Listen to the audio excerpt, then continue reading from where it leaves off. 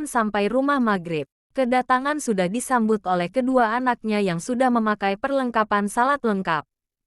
Rupanya keduanya menunggu kedatangan Jihan untuk melakukan salat maghrib berjamaah.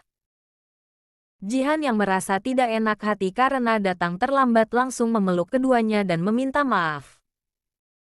Uma, kenapa pulang terlambat padahal azan maghrib udah dari 10 menit lalu? Ujar Reno setengah kesal. Saking kesalnya bibirnya dimajukan beberapa senti. Maafin, Uma. Uma abis cara kado dulu malah kemagriban. Ya udah sebentar. Ya, Uma ambil wudhu dulu. Petik 2. Bentar Uma. Cegah Raisa si sulung. Minum dulu. Uma baru datang pasti haus. Ujar Raisa seraya menyodorkan segelas air putih yang entah kapan membawanya. Jihan terharu bahkan matanya berkaca-kaca. Sungguh kedua anaknya menjadi Kurotuluyun dan ia berharap selamanya keduanya seperti ini. Terima kasih, sayang. Kalian memang anak-anak Uma paling the best. Ungkap Jihan seraya mencium puncak kepala keduanya. Setelah meminum air putih yang Riasa beri, Jihan pun lekas ke kamar hendak bersiap melakukan salat berjamaah bersama kedua anaknya. Terkadang Jihan selalu nelangsa. Harusnya ayah mereka yang menjadi imam. Berdiri di barisan paling depan lalu disusul Reno dan di saf terakhir dirinya dan Raisa. Namun ia sadar itu hanyalah sebuah perandaian yang tidak mungkin akan terwujud.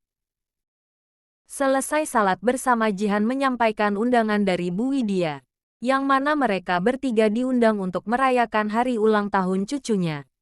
Jihan juga memberi tahu kado yang ia maksud tadi itu untuk ia berikan kepada cucunya Bu Widya. Karena tadi Bu Widya mengirim pesan agar Jihan tidak makan di rumah sebab acara ulang tahun cucunya ini hanya sebuah perayaan kecil disertai dengan makan malam bersama. Oleh karena itu acara makan malam di rumahnya di-skip. Ba'da salat Isya mereka pun bersiap sekitar pukul 7.40 mereka berangkat. Bukan naik mobil melainkan naik motor mereka bonceng bertiga. Raisa duduk di belakang sedangkan Reno duduk di depan. Memang berbahaya namun ini jalan satu-satunya untuk sampai tepat waktu di rumah Bu Widya. Namun untuk keamanan anaknya sudah terjamin karena kedua anaknya pun ia pasangkan helm masing-masing. Tiba di rumah Bu Widya. Dari luar tampak sepi. Sepertinya memang benar acara ulang tahun ini hanya dirayakan secara sederhana saja. Jihan memarkirkan motornya lalu melepas helmnya dan secara bergantian melepas helm Reno dan Raisa.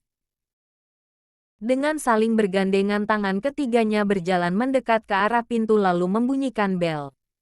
Cukup satu kali memencet bel seseorang sudah membukakan pintu yang tidak lain Bu Widya sendiri. Udah pada datang. Masuk, yuk. Ajak Bu Widya lalu mengambil alih menggandeng tangan Reno dan Raisa. Jihan hanya mengikuti kemana langkah Bu Widya tuju. Mereka berhenti di ruang keluarga yang mana di sana sudah berkumpul beberapa orang. Kedua anak dan menantunya dan 3 orang perempuan yang tidak ia kenal. Salim dulu, sayang. Titah Jihan pada kedua anaknya. Tanpa menunggu lama keduanya langsung menyalami semua orang yang ada di sana tanpa terkecuali.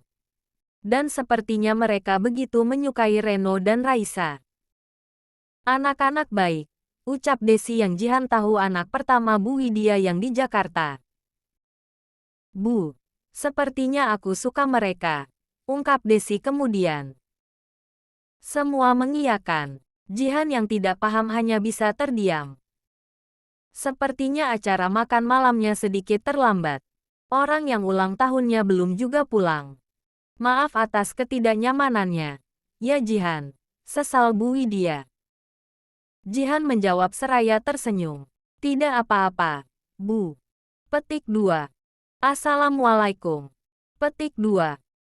Semua orang menoleh ke arah sumber suara orang yang mengucapkan salam. Mereka pun membalas secara bersamaan. Waalaikumsalam, jawab serempak.